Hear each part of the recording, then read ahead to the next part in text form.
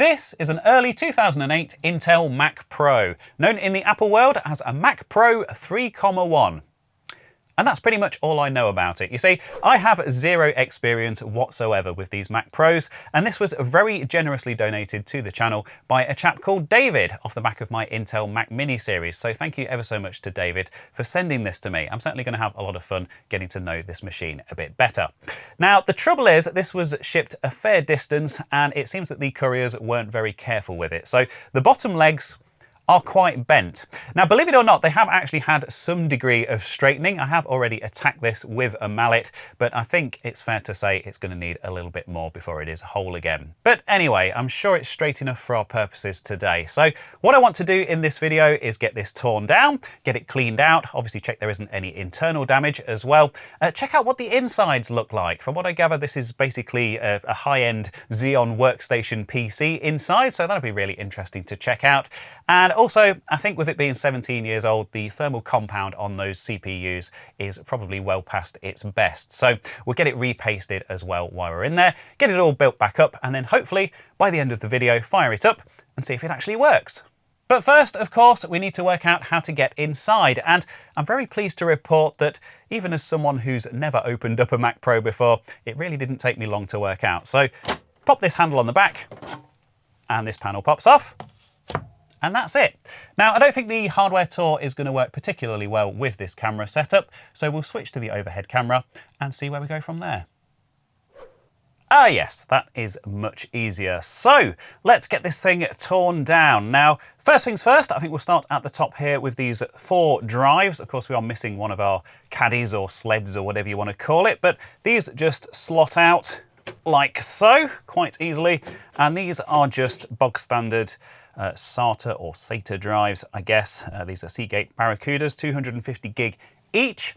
And the interesting thing about these and about this mechanism is that you'll see here that there are these bars across here, which also hold the side panel on the case. But when this is closed, it also locks the drives into place. So that's quite interesting, I suppose.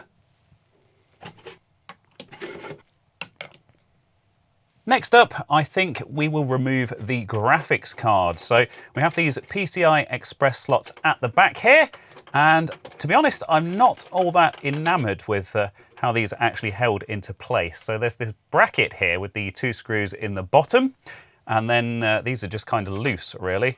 These blanking plates. There is one missing in this system, so evidently there was something else installed in here.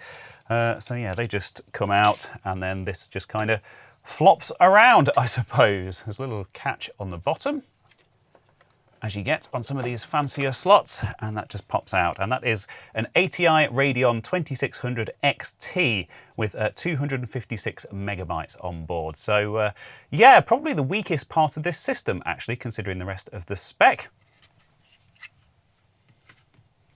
While we are up here at the top of the case, let's just get this optical drive out of the way. So this is a DVD drive, I believe, and it's just parallel ATA, so your good old-fashioned IDE connector.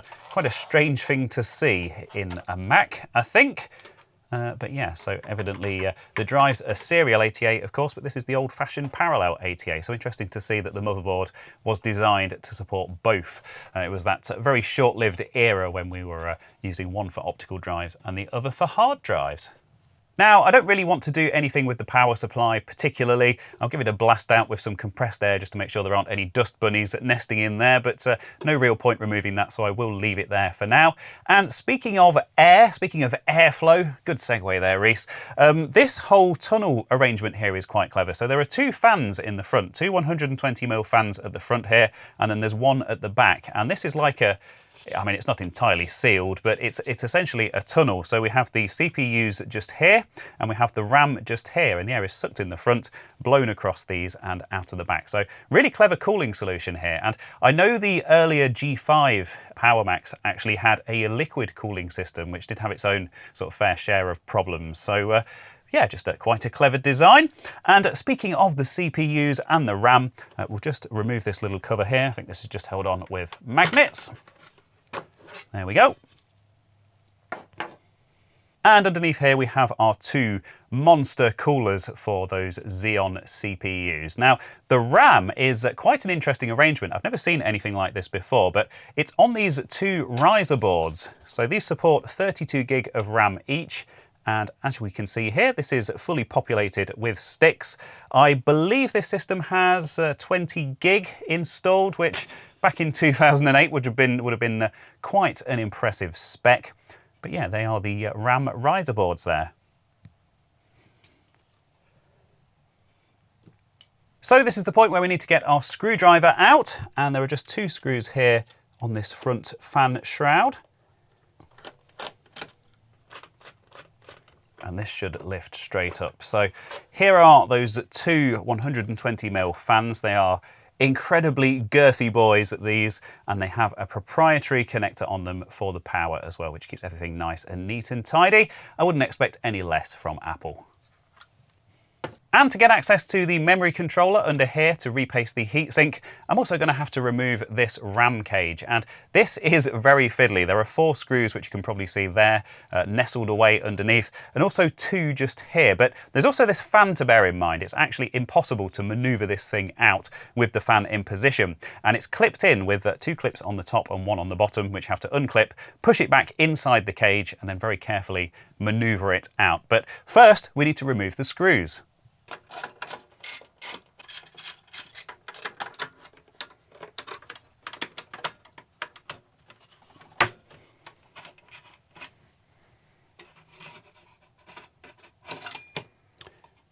And also, there is a cable underneath here, which is the fan power cable. Need to unplug that as well.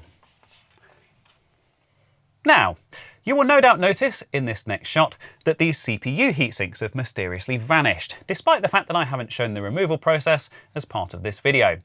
And you may be wondering why this thing is so suspiciously clean inside, or perhaps even pondering how I seem to know my way around it so well, despite the fact that I've never taken one of these apart before. And yeah, I have a bit of a confession to make. So all 3 of those facts are indeed connected, and it's to do with what happened yesterday. You see, yesterday I recorded an entire teardown for you of a very, very filthy Mac Pro, and I also recorded the cleaning process and removing these heat sinks and cleaning off all of the original thermal compound, which I'm sure you can imagine had gone rock solid and was absolutely disgusting. And I left the studio feeling very pleased with myself. Until today, when I arrived here and realised that none of that footage had actually saved. So I had to re-record a load of this video completely out of sequence, starting with that repasting, building the whole thing back up, and then tearing it all down again with the running commentary. So hopefully this will all come together into some kind of coherent whole, but you may notice 1 or 2 continuity errors. Yeah, so anyway, at least now we're at this point, we can get a good look at our motherboard here, and at least it's nice and shiny and clean this time around. So we'll start at the top. As previously mentioned, we have these 4 SATA or SATA connectors. I'll stick with SATA, that's the British pronunciation, for those hard drive caddies or sleds, which we saw at the beginning of this video. And just moving down from those, we have our Wi-Fi card here. So this is the Apple Airport card, if you like, in a mini PCIe slot, mini PCI Express. And just below that is the Bluetooth module, apparently. And this is a proprietary module to this motherboard, which apparently connects via the USB controller. And while we are in this area, I suppose it's worth pointing out these connectors just here. So we have a couple of extra SATA connectors on the board here. Not quite sure what you would use those for. A couple of extra internal drives somewhere maybe. But perhaps more interestingly, we have these 2 6-pin headers just here. Now, these are actually for a GPU.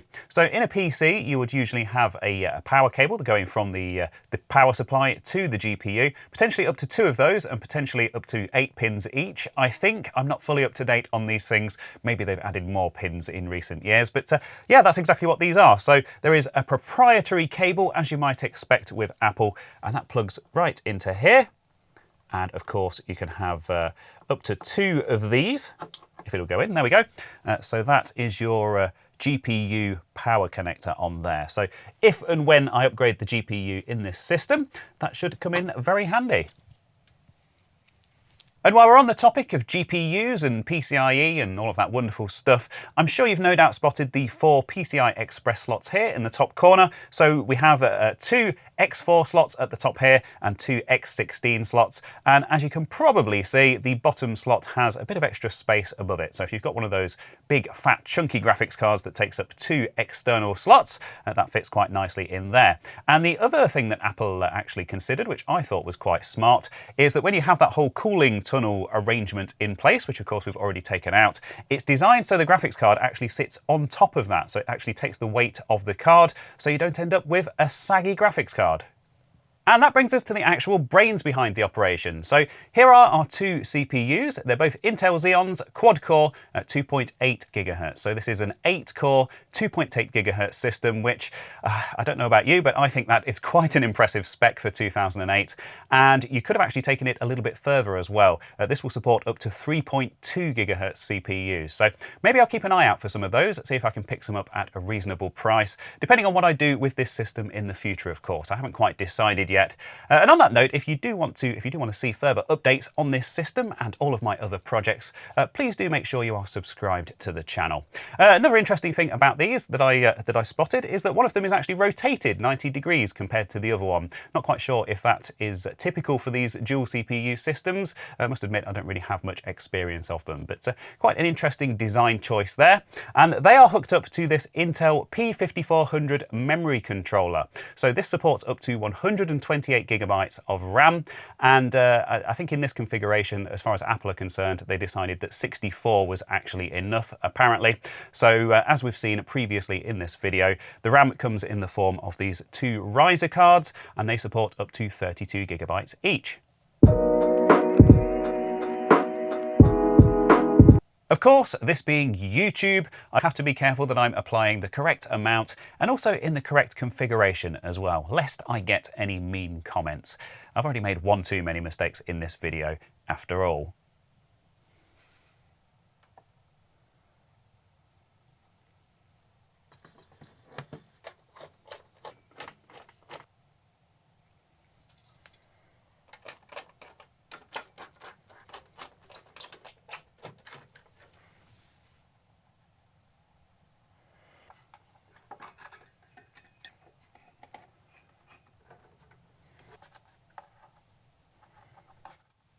Right, so after all that effort, I think it's about time we found out whether this thing even works. So, yeah, here goes nothing.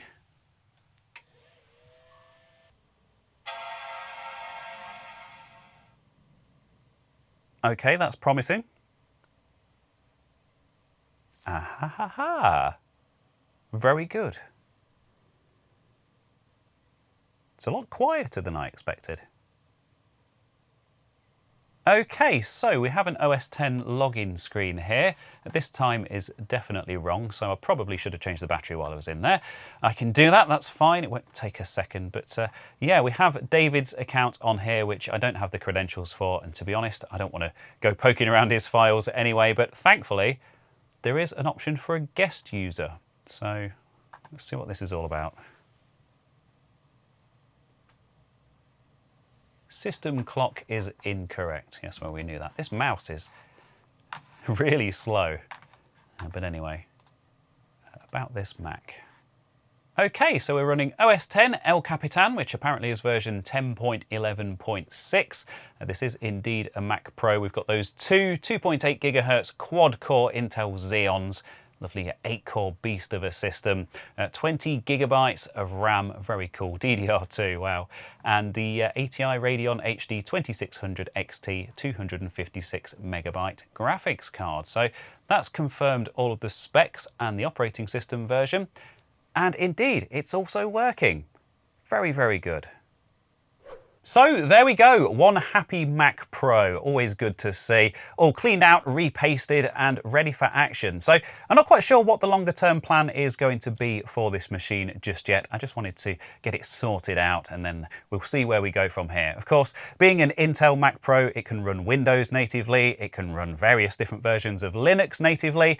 And yeah, of course, there are projects like OCLP as well, Open Core Legacy Patcher, which will allow it to run much newer versions of Mac OS than it was was ever designed to run as well. And it's quite a beefy spec, so I guess the world is your oyster. And that's before we even get into stuff like ATX conversions. We could convert it to take a modern PC motherboard. Although, to be honest, I don't think I'm keen to go down that route. This case is a bit kind of bruised and battered, and I quite like to keep stuff as original as I can. So yeah, if you have any suggestions as to what I could do with this, probably not chuck it in the bin. I'm sure that's probably what a few of you are thinking out there. But if you have any suggestions, do let me know down in the comments. If you enjoyed the video, give it a little thumbs up. And of course, if you want to see future escapades with this machine and everything else I've covered on my channel, make sure you are subscribed. But that's all I have for you for this video. So a big thank you, as always, to my supporters on Patreon, Ko-fi, and also my YouTube channel members. Of course, they get videos a little bit early, ad-free, and they also get some exclusive behind-the-scenes content as well. But most of all, a big thank you to you for watching, and I'll hopefully see you in the next one.